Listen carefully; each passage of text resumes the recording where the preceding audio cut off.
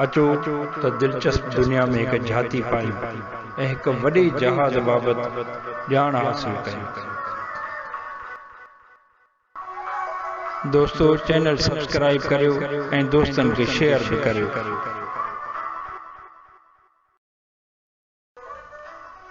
केतरी न मेहनत थी हूंदी हिन सुहिणे जहाज़ जी तख़लीक़ ते।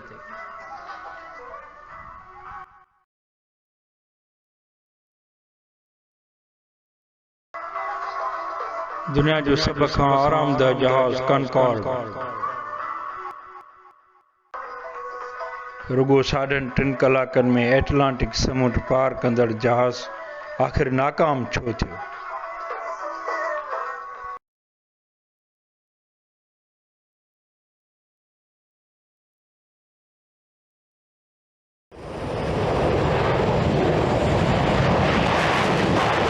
We had it.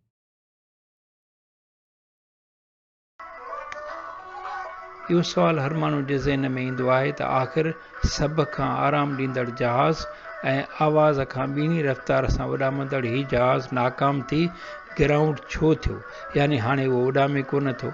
जेकॾहिं को माण्हू चाहे त हू पंहिंजे घर जे कमरे वांगुरु पाण खे सुखियो रखंदे आवाज़ खां ॿीणी तेज़ रफ़्तारीअ सां सफ़र करे त हू हिन जहाज़ जी चूंड कंदो। 202 फुट डिघो अटकल 79,000 किलोग्राम वज़नी ही जहाज़ हर लिहाज़ खां फिट हो। 2180 किलोमीटर जी तेज़ रफ़्तारीअ सां उॾामंदड़ ही जहाज़ जॾहिं लैंड कंदो हो त पंहिंजे मख़सूस बनावती सबबि महसूस थींदो हो त को बाज़ पंहिंजे शिकार ते झड़प पियो हणे। 24 अक्टूबर 1976 ते शुरू थींदड़ साॻी तारीख़ यानी 24 अक्टूबर 2003 ते ख़ुदा हाफ़िज़ चवंदड़ जहाज़ जी बि हिकु अजीब कहाणी आहे।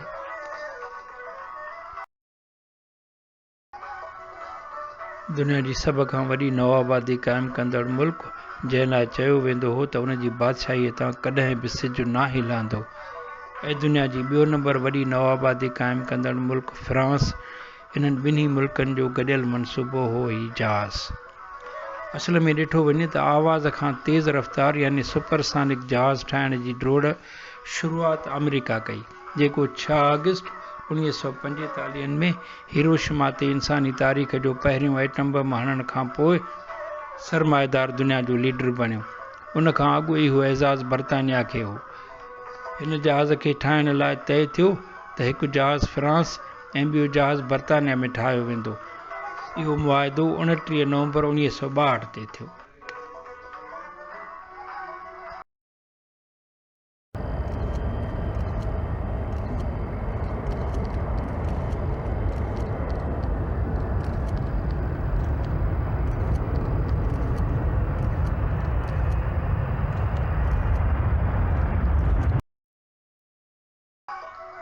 तारीख़ ॿुधाए थी त बर्तानिया ऐं फ्रांस पाण में न त ज़हनी तौर ते न वरी ॿोलीअ जे हिसाब सां हिक जहिड़ा आहिनि, पर कड़ो सच त इहो आहे त ही ॿेई हिक ॿिए ख़िलाफ़ नफ़रत कंदड़ साबित थियल आहिनि।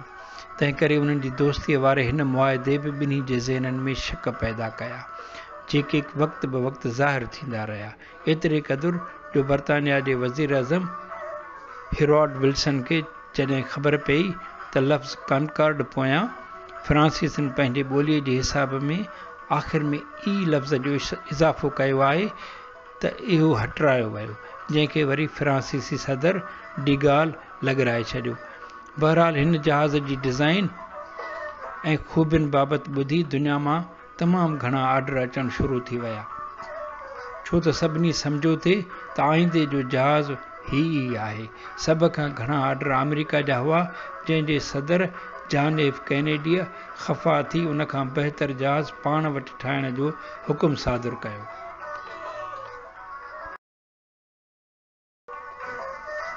जीअं त सोवियत यूनियन हिन ड्रोड़ में अॻु ई शामिल हो, जंहिंखां पोइ जर्मनी, इटली ऐं ॿिया उसरियल मुल्क बि हिन में शामिल थींदा विया। फ़ौजी इंजीनियरनि खां मदद वरिती वई, जन मिली करे टेक ऑफ यानी परवाज़ करण ऐं लैंड ज़मीन ते लहण वक़्तु जेके रिवायती तरीक़ा हुआ उन्हनि खे छॾे नओं तरीक़ो अख़्तियार करण जो फ़ैसिलो कयो। डिज़ाइन में डिघो नकु हवा खे वधीक चीरे अॻिते वधंदड़ तौर रखियो वियो, जंहिंखे लैंडिंग वक़्तु हेठि कयो वेंदो हो जीअं पायलट खे रनवे नज़र अचे। जॾहिं जहाज़ आज़माइशी परवाज़ जहिड़ो थियो त उनखे सेल्स ऑफिसरनि सां गॾु मशवरीअ लाइ मुख़्तलिफ़ मुल्कनि ॾांहुं मोकिलियो वियो। उन जो पहिरियों स्टॉप सुठे गिराक यानी तेहरान हो, जिते ईरान जे शाह रज़ा शाह पहलवीअ बि थोरो वक़्तु हिन जहाज़ में सफ़र कयो। परवाज़ दौरान शाह साहब फरमाइश कई त हू कॉकपिट में वञणु चाहे थो। हू जॾहिं कॉकपिट मां थी वापसि आयो त हुन अचण सां ॿिनि जहाज़नि जो ऑर्डर बि ॾिनो ऐं ईरान मथां कॉन्कॉर्ड खे गुज़रण जी इजाज़त पिणु ॾिनी।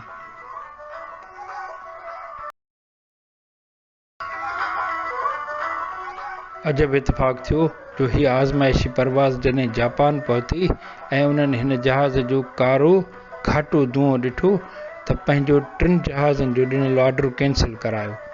साॻिए रीति जहाज़ जॾहिं ऑस्ट्रेलिया पहुतो त हुते जे माण्हुनि हिन जो शोर शराबो ॿुधी ॾिनल ऑर्डर कैंसिल करायो। हिननि जो चवणु हो त जॾहिं हीउ जहाज़ कंहिं आबादीअ मथां गुज़रे थो त महसूसु थिए थो त ॼण का आसमानी आफ़त आई आहे। हूअं त इहा शिकायत घणनि मुल्कनि कई, पर ऑस्ट्रेलिया उन करे ॾिनल ऑर्डर बि कैंसिल करायो। हिन जहाज़ जो 31 सालनि जो रिकॉर्ड हो जो हू कॾहिं बि क्रैश कोन थियो। हिकु दफ़े 25/7/2000 ते जीअं ई इहो एयरपोर्ट खां उॾामियो त क्रैश थियो ऐं 109 मुसाफ़िर अमले समेत थॾे ते मरी विया।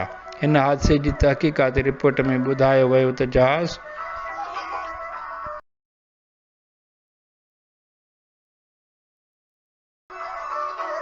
जी इंजन वग़ैरह में का ख़राबी कोन हुई ऐं नई वरी का अमले जी का कोताही हुई। ॻाल्हि फ़क़ति एतिरी हुई त रनवे ते हिकु लोह जो टुकड़ो जेको अॻु में ई किरियल हो, उन मथां हिन जहाज़ ड्रोड़ण वक़्तु हिन जो टायर फाटी पियो, जंहिंजो टुकड़ो जहाज़ जे इंजन ऐं पेट्रोल टैंक खे एतिरो त ज़ोर सां लॻो जंहिंजे नतीजे में उन खे बाहि वकोड़ी वई। अहिड़ीअ रीति बाहि जो इहो शोलो पूरे जहाज़ खे वकोड़ींदो हादसे जो सबबु बणियो। हिन जहाज़ दुनिया खे झोरे विधो, जंहिंजे नतीजे में हीउ जहाज़ ग्राउंड कयो वियो।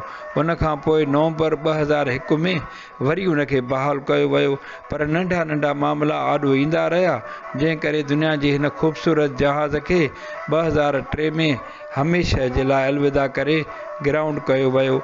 उन ई तारीख़ ते जंहिं तारीख़ ते हिन जी पहिरीं परवाज़ थी हुई, उन तारीख़ ते 2003 में हिन खे ग्राउंड कयो वियो।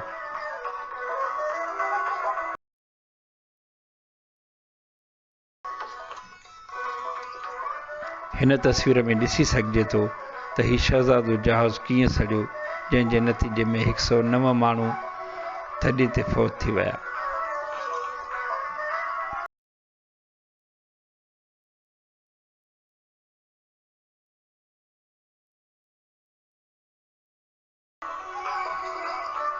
Goodbye Concorde, goodbye.